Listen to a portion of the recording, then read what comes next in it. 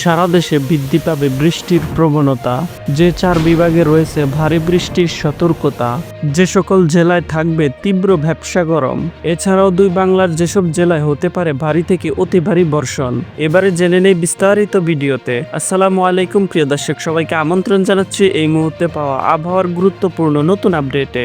সবার আগে আবহাওয়ার সঠিক খবর পেতে আমাদের চ্যানেলটি সাবস্ক্রাইব করে রাখুন এবং কে কোন জেলা থেকে দেখছেন অবশ্যই কমেন্ট করে জানিয়ে দিন। বর্তমানে সারা দেশ জুড়ে চলছে অস্বস্তিজনিত তীব্র ভ্যাপসা গরম ও বজ্রপাত সহ ঝড় বৃষ্টি। ইতিমধ্যে বর্ষাকালীন অক্ষরেখা দুর্বল হতে শুরু করেছে। নিম্নচাপ ব্যতীত একটানা বৃষ্টির সম্ভাবনাও কম। উত্তর পশ্চিম বঙ্গোপসাগর ও তৎসংলগ্ন এলাকায় অবস্থানরত সুস্পষ্ট লঘুচাপটি দুর্বল হয়ে লঘুচাপ আকারে উত্তর ছত্তিশগড় ও তৎসংলগ্ন এলাকায় অবস্থান করছে। বর্তমানে মৌসুমী বায়ুর সক্রিয়তা কম থাকায় আগামী 2 থেকে 3 দিন দেশের বেশিরভাগ স্থানে ভারী বৃষ্টির সম্ভাবনাও কম।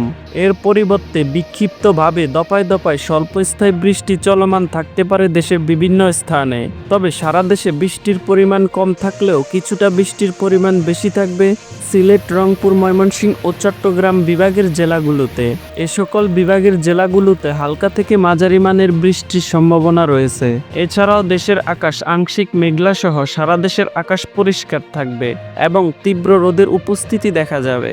এতে করে অস্বস্তিজনিত ভ্যাপসা গরমের অনুভূতি থাকতে পারে সারা দেশ জুড়ে। বর্তমানে বঙ্গোপসাগর স্বাভাবিক অবস্থায় রয়েছে। আগামী 10 থেকে 12 সেপ্টেম্বর বঙ্গোপসাগরে আরও একটি লঘুচাপ সৃষ্টি হওয়ার সম্ভাবনা রয়েছে।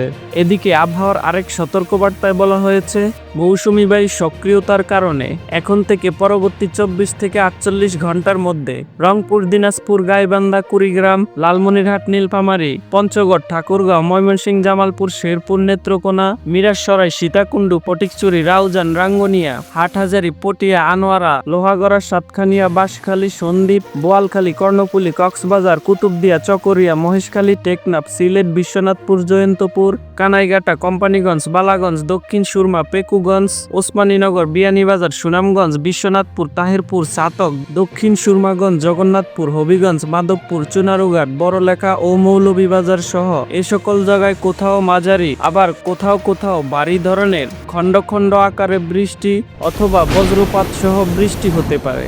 এছাড়াও বরিশাল, খুলনা, রাজশাহী ও ঢাকা বিভাগের কিছু কিছু জায়গায় দফায় দফায় স্বল্পস্থায়ী কিছু বৃষ্টি হতে পারে এবং সারা দেশে হালকা মেঘের পাশাপাশি তীব্র রোদের উপস্থিতি দেখা যেতে পারে। সামুদ্রিক আবহাওয়া 5 সেপ্টেম্বর হতে প্রায় 1 সপ্তাহের জন্য উত্তর বঙ্গোপসাগর মোটামুটি নিরাপদ থাকতে পারে। এ সময় সাগরে কোনো লঘুচাপ বা নিম্নচাপ হওয়ার সম্ভাবনা পাওয়া যায়নি। এর পরবর্তী সময়ে পুনরায় লঘুচাপ সৃষ্টির সম্ভাবনা রয়েছে এবং সাগর উত্তাল হয়ে যেতে পারে। আগামী 10 থেকে 12 সেপ্টেম্বরের মধ্যে উত্তর পশ্চিম বঙ্গোপসাগরে একটি লঘুচাপ সৃষ্টির সম্ভাবনা রয়েছে।